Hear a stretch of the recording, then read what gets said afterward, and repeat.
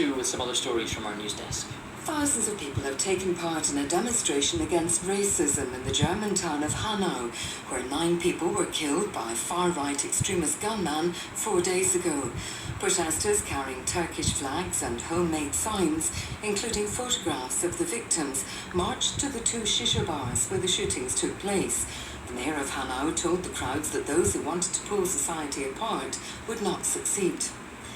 The Belgian city of Aalst has hosted its traditional carnival parade, despite calls from Israel that the event should be banned because of anti-Semitic floats and costumes.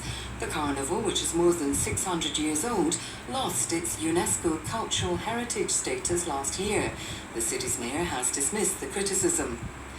An 87-year-old was among 11 elderly mascots who walked out on the pitch for Manchester United on Sunday, ahead of their Premier League tie against Watford. The local fans greeted the players before the game at Old Trafford as part of a campaign to highlight loneliness. It follows similar gestures honouring elderly supporters by Manchester City, Burnley and the Swedish club AIK. And a couple who went missing in woods in Northern California for almost a week have been rescued, just as search teams were giving up hope of finding them. Carol Kaparsky and Ian Irwin, both in their 70s, were airlifted to hospital for treatment for hypothermia. Police said they were unprepared for a long hike or the cold weather, and they survived by drinking from a puddle. Thank you, Sue. Officials in India are putting the final touches to massive preparations as the country gets ready to welcome the US President Donald Trump. On a visit to America last year, Prime Minister Narendra Modi had lots of good things to say about his counterpart. A friend of India, a great American president, Mr. Donald Trump.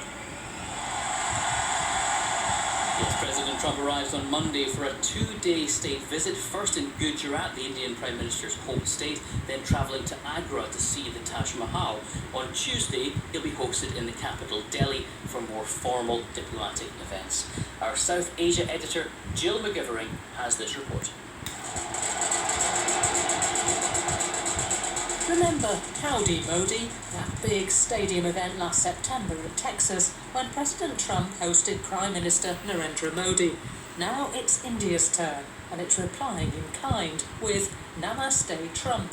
It's billed as an extravaganza, with both leaders appearing in front of a crowd of more than 100,000 people. Mr. Trump will inaugurate the world's largest cricket stadium in Gujarat. Supporters, like local cricket coach Jamin Tucker, are delighted.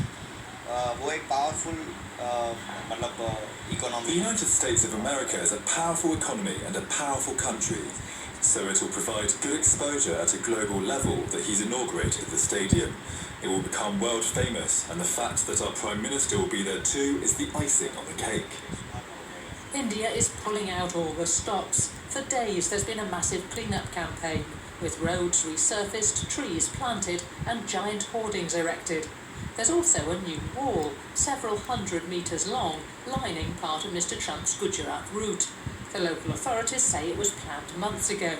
But local resident Sada Sarania agreed with critics who say the wall is really intended to hide slums on the other side. So, Modi has supposedly made everything good, and there's development everywhere, right? But he's hiding us here.